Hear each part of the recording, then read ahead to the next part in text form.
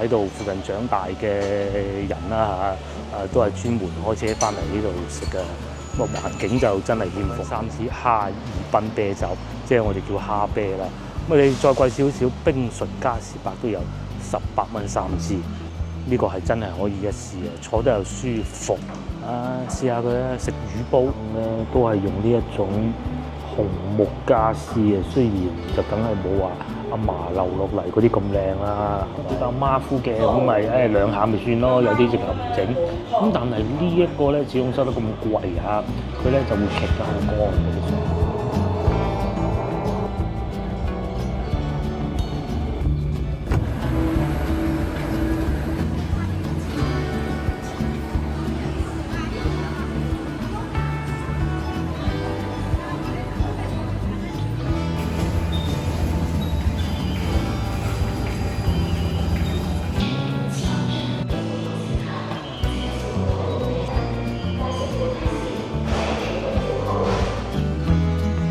大家好，而家朝頭早啱啱過8點，咁我所在位置係長壽路地鐵站，而家咧又落雨啦。上一集我哋去從化，咁落咗幾滴咯，個老婆都叫做攞把遮出嚟開過一陣咁大把，但係咧據說喺我哋喺從化嘅時候咧，廣州超級大雨，最恐怖又係番禺。咁唔好理佢啦，我哋而家咧帶大家翻嚟荔灣區長壽路地鐵站呢邊行下嘅。咁嘅之前咧一直有觀眾就叫我能唔能夠推介一下喺上下九步行街附近嘅酒店。咁咧我確實也推薦過不少，不過始終用我個角度去睇我覺得有啲咧真係平靚正，但係相反有好多觀眾可能會想住得好啲喎，咁所以咧上次咧我簡單講過下嗰個 VOCO 嗰個酒店咧喺清平路同埋第十甫路嗰度嗰間咧洲仔酒店嗰個，哇好多觀眾反應非常熱烈。咁今日咧就用嗰間酒店嘅周邊啦作為一個推薦嚟睇下附近有咩好食好玩嘅。大家喺海外翻嚟或者香港都好啦肯定唔熟路噶啦，係咪？咁唔熟路點辦啊？有人帶你梗係最好噶啦。但係大家睇面前呢一堆人佢哋叫咩咧？叫如果用香港嘅車嘅話嚟講咧，就叫做白牌車。咁就係，但係佢唔係汽油車嚟嘅。簡單啲嚟講就非法嘅、違法嘅，但係唔知點解佢哋仲有能力可以喺度經營咗好多年，同埋佢哋又喜歡逆行啦，又喜歡爭客啦，又喜歡人啦，咁所以咧，大家翻到嚟千祈唔好去俾啲錢呢啲人使，佢因為會。因為你咧咁惡嘅，佢咧會因為你咧唔識路咁你話係寶華路話係多寶路嗰啲嘢咧，咁大家就千祈唔好坐啦。翻到嚟老城區唔怕㗎，冇事嘅，實揾得到地圖嘅。全部咧就喺呢度霸住呢啲位置，咁一有遊客上嚟咧，因為咧遊客好多時候會喺呢個地鐵站出嚟嘅，大多數咧就係呢個口出嚟嘅咧，就係再遲啲攞武器㗎啦。你諗下，佢哋自己人就咁樣嘈啫。如果換着你係乘客，你咁樣同佢嘈，你覺得你會唔會嘈得贏佢啊？係冇可能噶嘛。講翻正題，我先會去翻上下九步行街嗰度。咁開始就帶大家去揾嘢食嘅。其實今日最主要咧，我哋係去翻多寶路嗰度揾嘢食。有好多觀眾話：咦，多寶路好多嘢食，好多好餐廳。其實係有好多好隱世嘅餐廳啦，名氣就唔大，但係咧味道就唔錯。咁今日就會過去嗰度試下嘅。開埋股都唔怕㗎啦。最初我係諗住去日月蓮嘅，即係又係踎喺街邊，然之後坐喺張凳上邊食嗰啲咧。咁但係咧又落雨啦，咁呢個計劃就只能作罷咯。影一下位置，我哋面前呢度咧就係長壽路地鐵站。咁呢個商場咧就係我同老婆為數不多喜歡去嘅商場之一，叫恒寶華庭。咁都係香港嘅地產發展商去做運營嘅，絕對信得過㗎啦同黃沙地鐵站係一樣嘅。啱啱講完啦，嗰啲車又係咁樣衝出馬路㗎，所以大家千祈唔好坐知唔知啊？之後喺呢個位置啊，地鐵站 KFC 大家見到啦嚇，一出嚟往呢個方向轉咧，就已經係多寶路㗎啦。咁啊一路行咧，好多嘢食，而且咧要去永慶坊咧，我其實成日覺得喺多寶路過去永慶坊咧，就好過喺欣寧路過去永慶坊嘅。阿少講，我哋去到第10鋪嗰度先至，就同大家慢慢講下。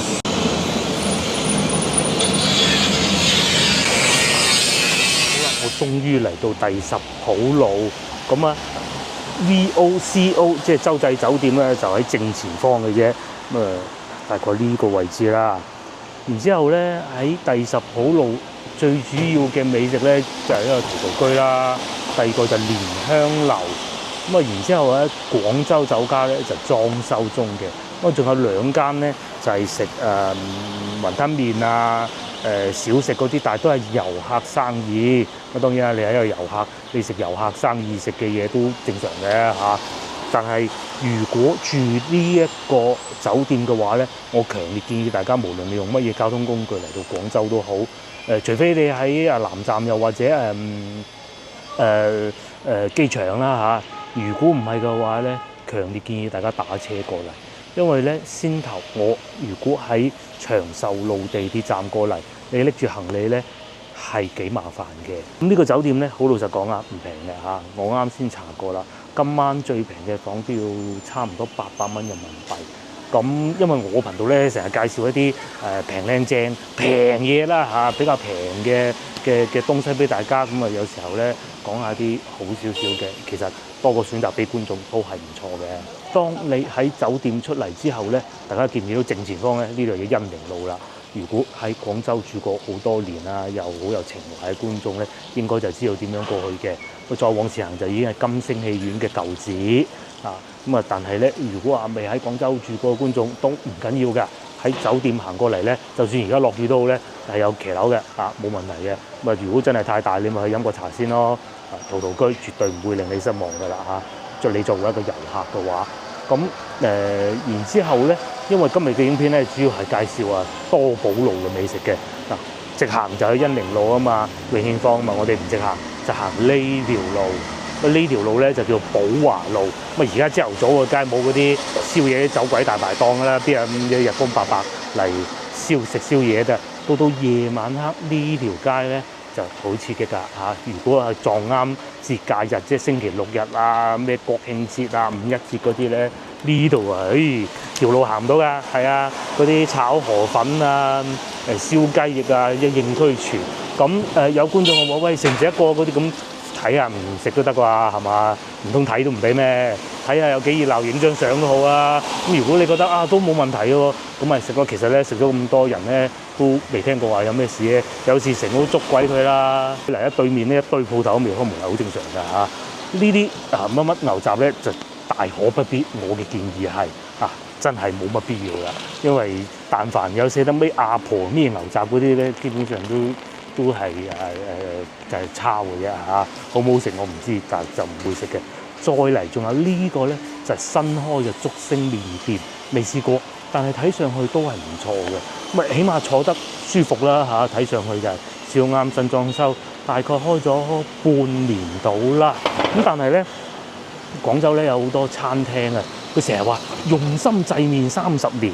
咁佢係冇講係製麵30年啦，係邊一個環節製麵30年嘅？嗰部機啊，定嗰個人啊，定個老細咧？所以有時候咧，你哋唔識嘅話，咁你覺得啱冇問題嘅。但係如果你係認住什麼製麵30年入去咧，咁就不必啦嚇。寶華路啊、多寶路呢啲咧，平時咧我都經常嚟同老婆。不過我老婆咧係一個好心急嘅人嚟嘅。我經常咧企喺度講多2句咧，佢就已經唔見咗，要打電話揾佢。係啊，佢就係一個咁嘅人嚟嘅。咁所以咧，今集影片我係會慢慢同大家睇嘅。正係因為咁咧，所以先至揀咗一個朝頭早過嚟嘅啫。再嚟呢一棟樓咧，上邊就有飲茶食飯㗎啦。叫恒寶大酒樓，彩點係彩點，咁超平嘅，平到你唔信，平到好驚人嘅。不過咧長期要等位，如果大家想試下一啲本地人都好喜歡嘅美食嘅話，即係叔叔婆婆啊嗰啲咧，佢哋喺邊度飲茶咧？你揀呢個就啱㗎啦。不過我可以同大家講啦，大部分都係預製嘅。咁但係佢最出品都幾好㗎嚇，自己選擇多咯。咪要翻啲炒麵啊，食下粥啊，咁啊粥點預製咧係咪？不過聽講粥都有預製嘅。咁同埋咧，早排我咪去清平飯店嘅，據說啊，當年嘅清平飯店啊，好似話就係投資咗呢棟樓啊，所以咧搞到佢損手爛腳，然之後就冇再做咯。咁但係係咪咧？我證實唔到啊，因為我冇經歷過嗰段歷史。然之後沿住寶華路繼續往前行，嗱去到夜晚黑咧，呢啲鋪頭啊全部開晒嘅。咁啊，如果你係想飲個涼茶，咁呢個麗雪真涼茶都係唔錯嘅。咁啊，大概價錢啊龜苓膏20蚊左右啦嚇，蔗汁啊10零蚊啦，可以㗎。佢呢個牌子就係呢個就真係老字號嚟㗎啦。之後經過呢度每一次我都要講嘅，下次經過我都會繼續講㗎啦。就係呢個陳添記，大家記住喺呢個8字便利店隔離入去嘅，記住，呢個先係正版。咁又係再講多次啦，有好多觀眾話大不如前，但係大不如前都好，你可以唔食，但係冇理由走去食個翻版就喺前邊啊！記住。如果記唔到咧，就記住呢個潮汕牛肉店，黃色招牌嘅。咁喺廣州應該嚟講啦，喺大灣區咧有3間連鎖式嘅牛肉店咧，咁我認為有個數字嗰個係最差嘅嚇，因為真係好細碟，份量又細。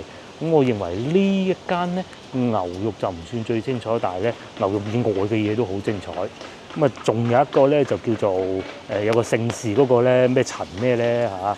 嗰個就我認為係牛肉最精彩。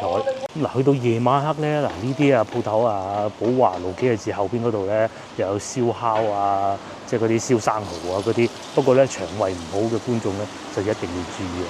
咁我相信，如果你去陳添記食完嘅話，應該都未必會試㗎啦。咁啊嗱，再嚟講翻，先頭咪叫大家話。如果住嗰個酒店嘅話，最好就唔好喺長壽路地鐵站行過嚟拎住行李嗰種啊嚇！你唔拎行李，梗係長壽路地鐵站啦。大家睇下呢條路，佢係好狹窄嘅。如果去到夜晚黑嘅話，朝頭早其實拎住行李都冇問題，好似而家咁啫嘛，冇乜人。但係如果去到節假日啊人多嘅時候嘅話咧，喺呢度行拎住行李係顧幾吃力嘅。咁啊睇你點樣選擇啦嚇。如果你係喺機場嘅話，咁你可以打車，咪坐地鐵去到公園前，係啦，公園前咁再打車過嚟都唔係好麻煩嘅啫嚇，睇你點樣選擇。至於呢邊咧，酒店我就冇乜推薦啦，大多數都係嗰啲用以前嘅話嚟講就叫招待所啊，而家就叫便捷酒店，100零蚊嗰啲200蚊就不必啦嚇。咁啊再嚟對面仲有順記冰室，咁啊廣州咧有4大冰室，執定佢一間㗎啦，咁啊可以試下嘅。啲雪條幾好食咯，嗬！咁啊再嚟呢度咧，翻嚟廣州，除非你好討厭食雞，白切雞嗰啲點食得嘅？要唔係你一定要試呢個文記一心雞啊！一定啊，就係咁啦。咁啊，就再行前少少咧，就已經係地鐵站㗎啦。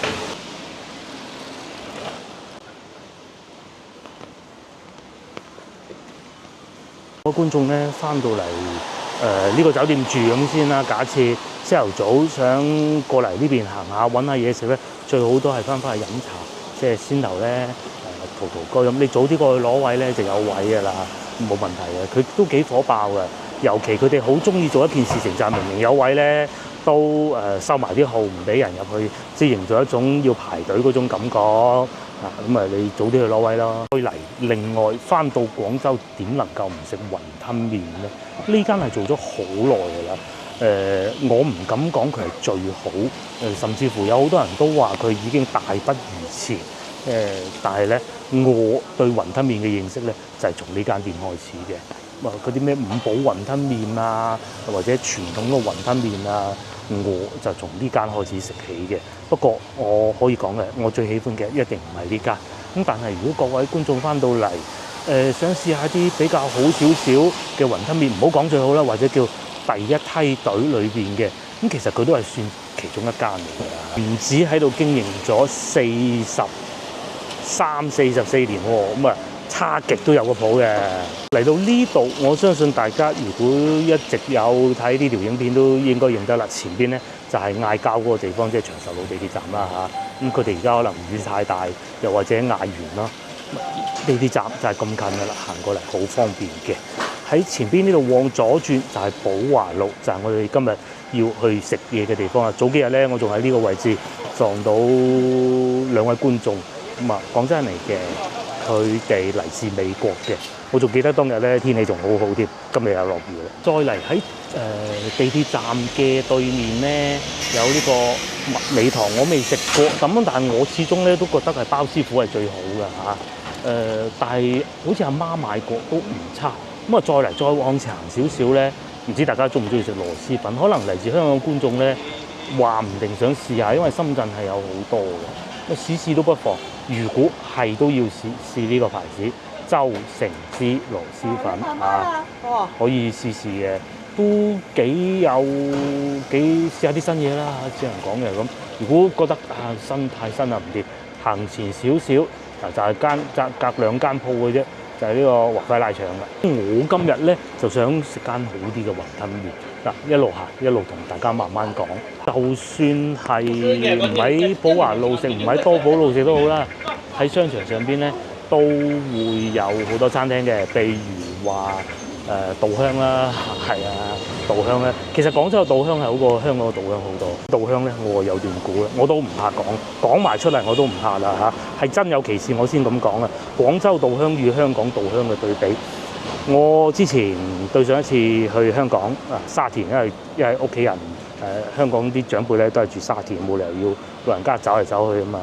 咁沙田嗰個稻香。上菜慢，我理解；坐得逼傑，我都理解。其實唔貴嘅，對得起呢個價錢。但係最恐怖嘅係乜嘢咧？就係有碟應該係炒麵嚟嘅。嗰碟炒麵咧攞到嚟之後咧，咁個善哥哥因為我點咗2份，嗰個善哥哥咧拎住咧擺低，一擺低喺個碟底走咗幾隻小強出嚟。咁佢係細嗰種嘅。咁然之後有一隻咧，好似仲跌咗落我阿三嬸個大髀度添，哇！刺激到啊個畫面。咁仲要咧，因為我哋分咗2張台食嘅，好彩就俾我睇到啫，俾我老婆睇到啊，唔係煎起佢都有知啊，係嘛？咁最尾咧就我表哥同佢哋傾咯，就唔知打咗幾多折啊，我唔知啦。咁同埋我三嬸同表哥都係香港人嚟㗎嚇，係啊，好搞笑嘅。但係廣州嘅稻香咧就會稍為好啲，咁都係預製㗎啦，好多嘢食，但係就坐得舒服咯，但係都逼傑嘅。然之後最大優勢就係性價比超平咁咯。咁服務係人手不足有少少，僅此而已，但係衞生就冇問題嘅。繼續往前行，咁呢度開始好多好嘢食啦。第一個食腸粉嘅，咁我建議陸記腸粉之前喺龍津路試過啦，真係不得之了，好食到可以一試。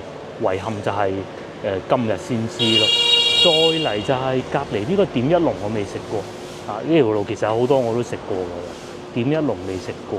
前邊有間食過都幾好嘅。呢度咧又有雙皮奶，叫德記糖水，應該係新開嘅啫。我想食嘢嗰間喺呢度，但係未開門。9點仲有20分鐘啫，我行下先啦。然之後喺呢條街咧，你係可以睇到好多呢種又唔算騎樓，係一種民國風嘅建築物嚟嘅。咁唔係好高，但係咧就都上邊都有主人同埋好有歷史㗎啦。仲有一個咧就係之前有觀眾問過，究竟如果喺海外翻嚟，唔好講海外就係開香港啫。翻到嚟國內點樣參加旅行團呢？其實冇問題，因為你有合法嘅旅遊證件入到嚟國內咧，你就可以參加㗎啦。咁如果你仲係好唔放心嘅，咪揾翻啲大牌子咯。譬如話我哋面前呢個康輝咁，我唔知有冇搞錯啊，因為我以前有朋友做過嘅，聽佢哋講，有一次係同佢哋去唔知飲啤酒定咩啊，佢哋喺隔離台講嘅。就話呢個其實就係以前嘅南湖國旅，因為咧即係資金斷鏈啦嚇，我嗰班朋友都試過冇糧出好長一段時間，後尾咧又俾咗一個國內好大嘅地產商收購，但係嗰個地產商又唔掂，咁後尾咧就變咗呢個牌子，但係咪咧我唔肯定，但係呢啲都係次要嘅，重點咧就係睇下價錢啦嚇。譬如話你想去海南島。呢個好啊，1900蚊九寨溝。九寨溝點解會咁平咧嚇？因為之前做過旅遊，我可以答到大家，因為九寨溝咧國慶之後先最靚嘅，而家去咧就叫做得個去嘅啫，同去清遠就靚過去清遠嘅，點都嚇。國慶之後佢隨隨便便可以賣到8、9千蚊都得嘅，而家係1500蚊，即係叫做收翻少少錢咁啦嚇。咁啊再嚟就去重慶啦，但係佢哋呢個旅行社冇寫係用咩交通工具嘅。至於上邊去外國我就唔講啦嚇。西安啦、江西啦，以前疫情嘅時候咧，好多旅遊業咧，即係寒冬啊，啲邊個人去旅行得㗎？咁喺稅務上咧，佢哋係會有一啲扶持嘅政策嘅，咁細節我就唔講啦嚇，講出嚟你都唔識聽啦嚇。咁然之後而家咧，佢哋做得咁平咧係有原因㗎，即係做翻起個旅遊業先，因為唔係淨係旅行社嘅問題啊，而係當地嘅旅遊景點咧都食咗白果咁多年啦，所以依家咧佢哋會出多好多優惠嘅政策啊，當地啊咁嚟到促進翻個旅遊業咯。後我就繼續行，我就想帶大家去睇下我先頭講嗰個日月連，即係坐喺街邊食，唔係坐係踎喺街邊食嗰個餐廳咧，行前少少就到㗎啦。咁又再講下之前我哋喺度食過嘅餐廳，雞煲未食過。然之後前邊有一間食過，係食嗰啲乳鴿嘅，都唔錯。再嚟就係呢個位置啦。先前咪講過話，如果呢度要去永慶坊好方便嘅。呢度係其中一個入口，不過我唔建議大家喺呢度入去，因為會蕩失路嘅。咁再嚟呢度咧就有個酒店，呢個係希岸酒店。比先頭嗰個會平好多啊，但係咧就都乾淨嘅。價錢大概都係200零300蚊左右嘅啫，因為每個時段都唔同啊嘛。但係咧佢就啲裝修就好新派，裏邊啲燈啊好似成日上唔開咁，但係佢又唔係為咗慳錢，係營造一種好有格調嘅氣氛咯，咁但係佢最大嘅優勢咧就近永慶坊啊，其實就係喺呢度啲棚後邊行過去就永慶坊啦。不過我會推薦翻喺前邊行咯。呢度啊整緊嗰啲旅遊景點翻新中啊，就係呢一堆啦。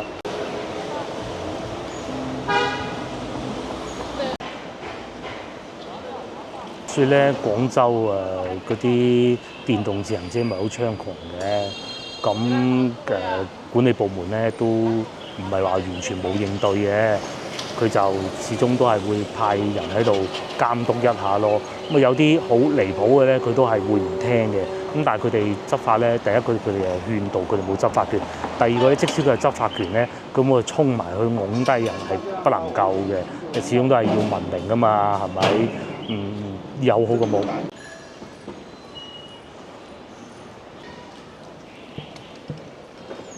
我而家行緊呢度就係逢源路，咁啊好好記嘅個名。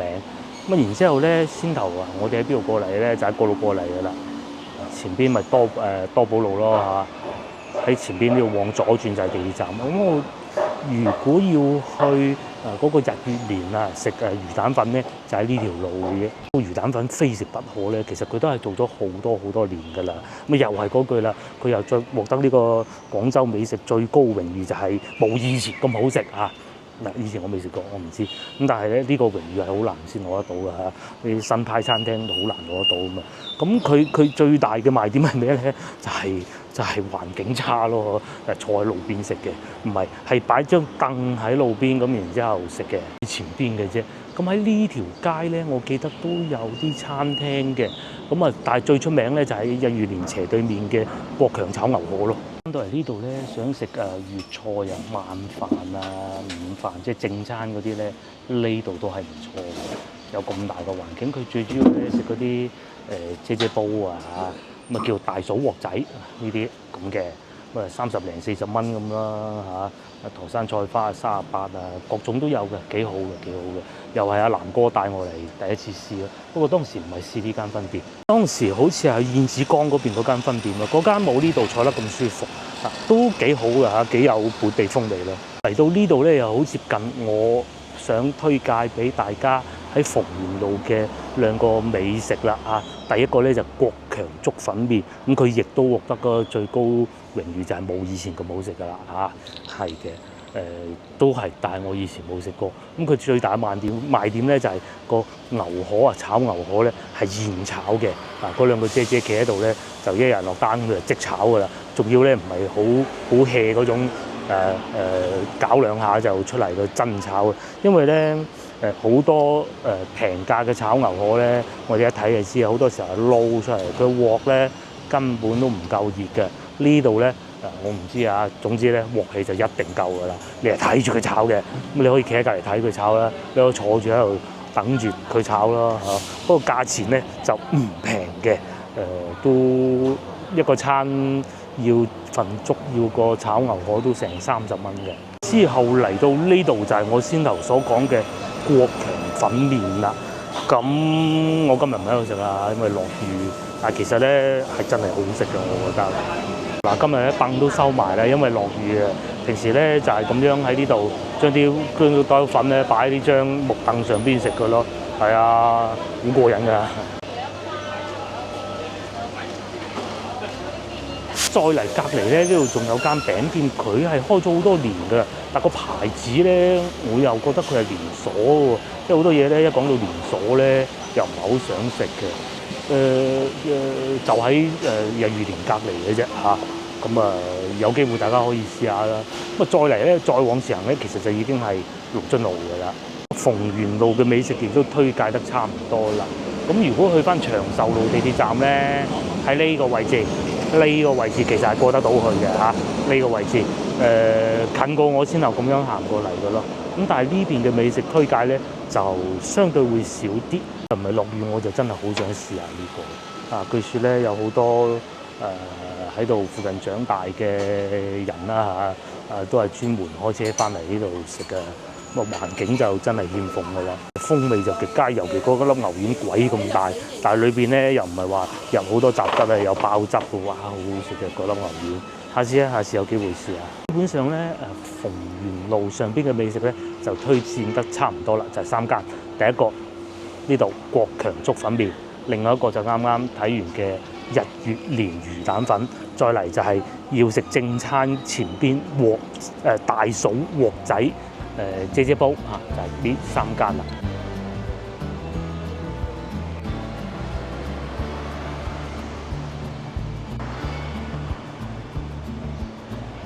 我都唔記得講啊！如果咧中意啤一啤嘅觀眾咧，呢度一定係唔可以錯過。而家已經貴咗啦，以前咧係10蚊3支嘅。夜晚9點之後食宵夜嚟呢度啊，12蚊3支哈爾濱啤酒。即係我哋叫蝦啤啦，咁你再貴少少，冰醇加士伯都有18蚊3支，呢個係真係可以一試嘅，坐得又舒服啊！試下佢啦，食魚煲啊！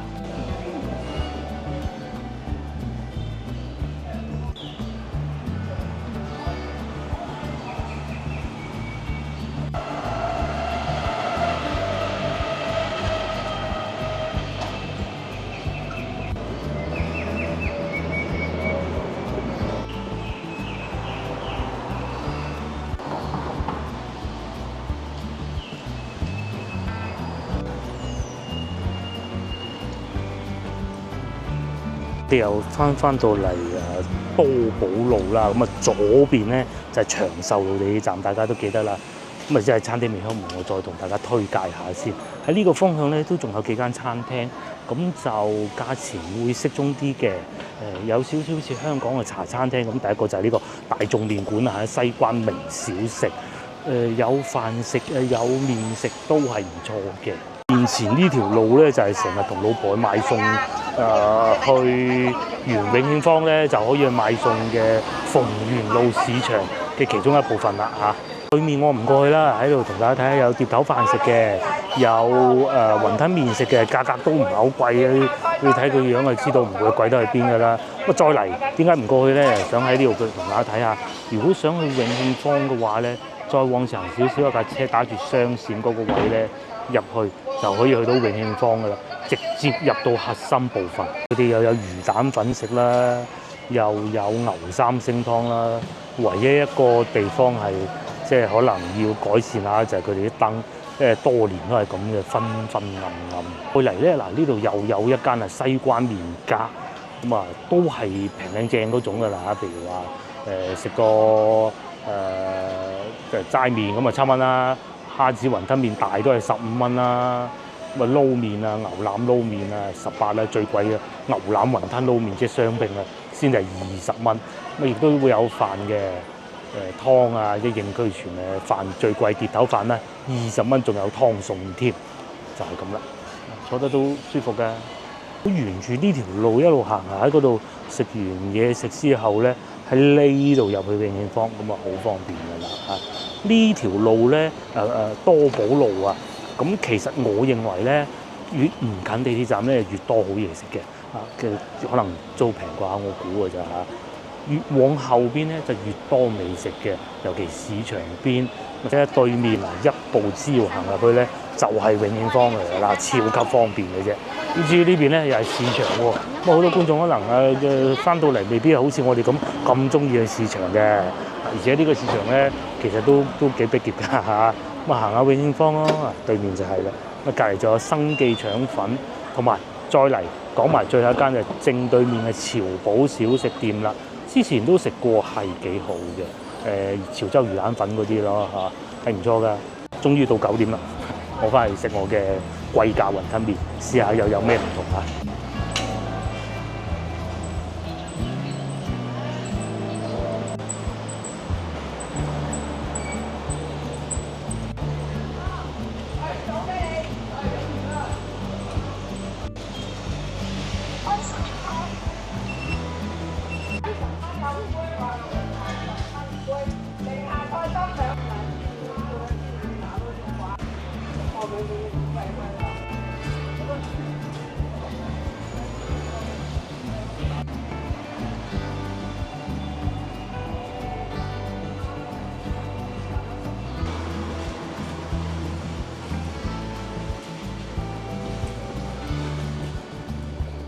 終於開咗門啦喎嚇！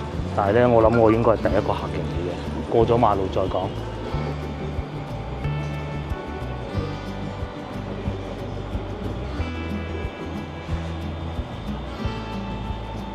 我又咗嚟餐廳啦，好明顯咧，我肯定係第一個客人嚟嘅，啱啱開門。佢哋咧同其他好多新派餐廳一樣啊，都係數碼點餐嘅。咁啊，睇下有咩食啦。咁我係想咁嘅，我係想要一個撈麵加淨雲吞嘅。咁啊，如果唔係撈麵加淨雲吞，係細蓉即係細嘅雲吞麵啦嚇，25蚊。大嘅雲吞麵咧就係32蚊，佢有鮮蝦嘅。咁我咧想要一個鮮蝦淨雲吞，先放入購物車先。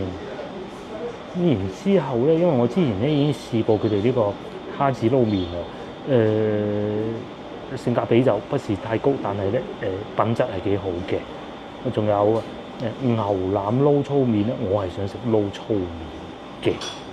咁下邊都係一啲銀絲細麵啊，各種啦。咁仲有一個豬潤撈麵喎嚇，勁喎！咁又或者咧，如果可以嘅話咧，呢個豬油撈麵都得嘅。但係呢度有一個啦，菜遠撈麵呢個係38蚊一份。咁啊撈粗麵嘅話應該都有吧？蝦子撈粗麵38。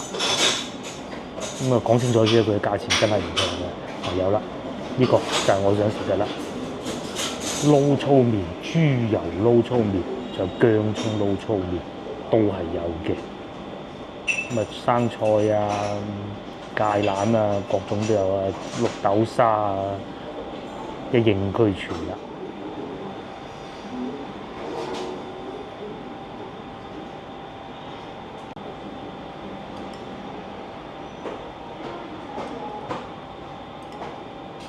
好啦，我嘅嘢食就到咗啦，咁係究竟對唔對得起呢個價錢咧？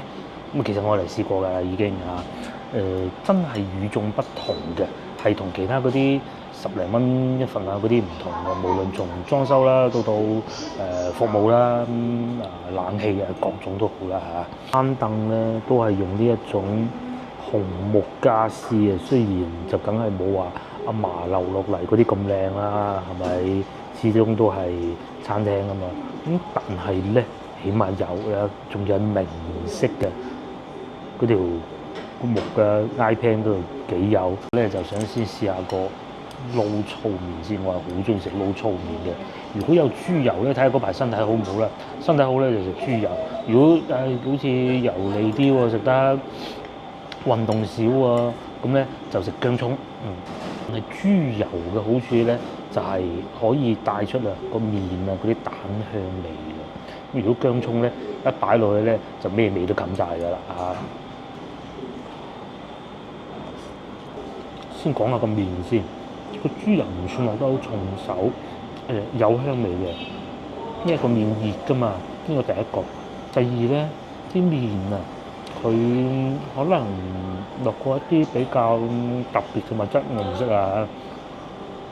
就算我冇淋湯上去咧，佢都唔會搭住嘅。咁仲有一種可能咧，就係阿師傅咧就擎水擎得夠乾。銀絲幼麵或者粗麵咧，佢嘅表面咧都係比較乾身嘅。咁但係咧，你又要掛到汁喎，又可以做得到唔搭住喎，其實都幾下功夫啊。譬如有時候我哋自己喺屋企咧，我講我就整撈麵食嘅時候咧，咁啊可能都會擺一擺，但係擺一擺咧佢又會黐埋嘅。咁咧最好辦法係咩？攞個風扇對住吹。咁啊師傅咧。雲吞麵師傅嘅據說咧，就會攞個罩呢咁樣擎乾啲水佢嘅。啲做得比較馬虎嘅，咁咪兩下咪算咯。有啲直頭唔整。咁但係呢一個咧，始終收得咁貴嚇，佢咧就會擎得好乾嗰啲水，就唔會搭住啦，就係咁簡單啦嚇，就係追求呢種感覺啫。如果唔係咧，你成嘢夾住咁樣成件麵煎起，即係俾你食咩？呢度就唔會嘅，所以咧就唔使撈啲湯佢，開翻勻佢咁啦。係對得係呢個價錢嘅嚇。另外咧，佢嘅份量都唔少嘅，咁同埋仲有一碗例湯，試下先。正常蝦子湯底咯，夠香濃嘅，係啊，唔會有啲奇奇怪怪味啦。下邊都見到有啲蝦子嘅。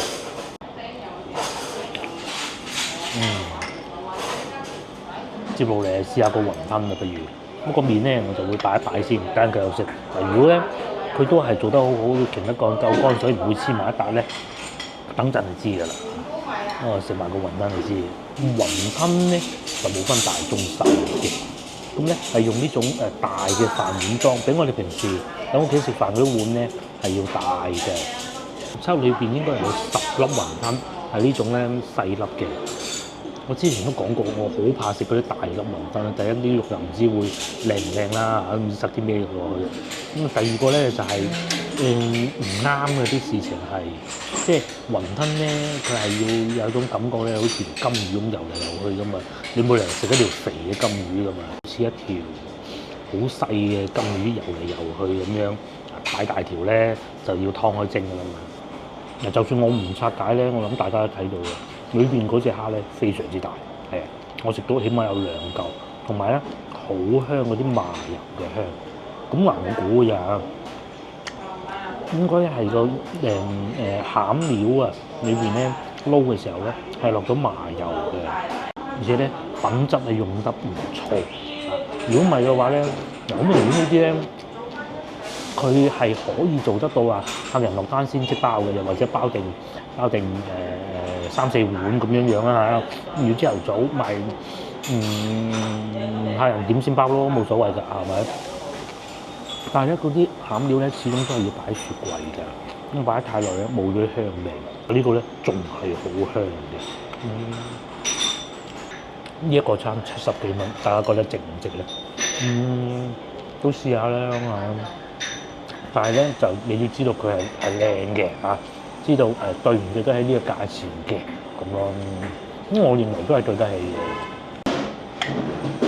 嘅。之前嚟呢度食過碟頭飯啊，叉燒啊都幾好，不過咧就性價比唔高，同埋地道唔係食唔到。但係雲吞麵咧雖然貴啊，但係咧喺平價裏邊咧，我印象中就真係食唔到嗰種品質啦嚇。好啦，我又食飽飽，大家睇上嗰一點咧，貴就真貴，我未試過食過70幾蚊食過雲吞麵啊，不過咧又真好食嘅，對得起佢嘅價錢啦嚇。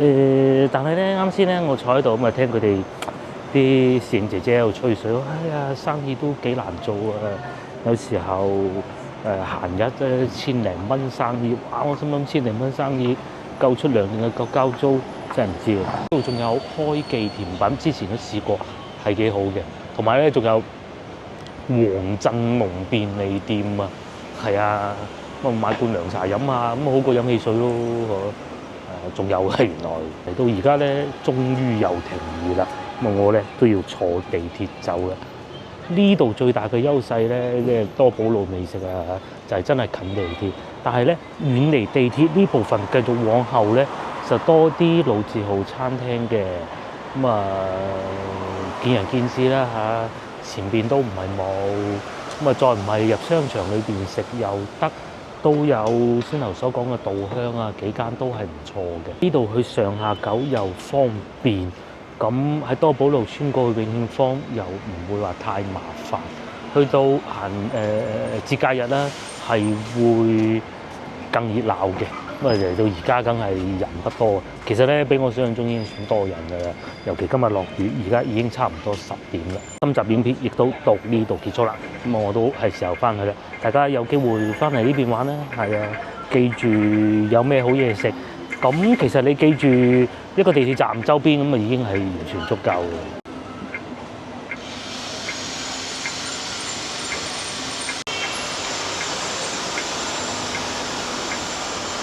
佢哋咧終於都唔嗌交啦，同埋啦，佢哋咧係唔需要睇燈嘅，照咁衝過去嘅，係咪？所以真係唔好錯。拜拜啦，幫忙 share 我影片俾你朋友，同埋幫我點個 like。下集見，拜拜。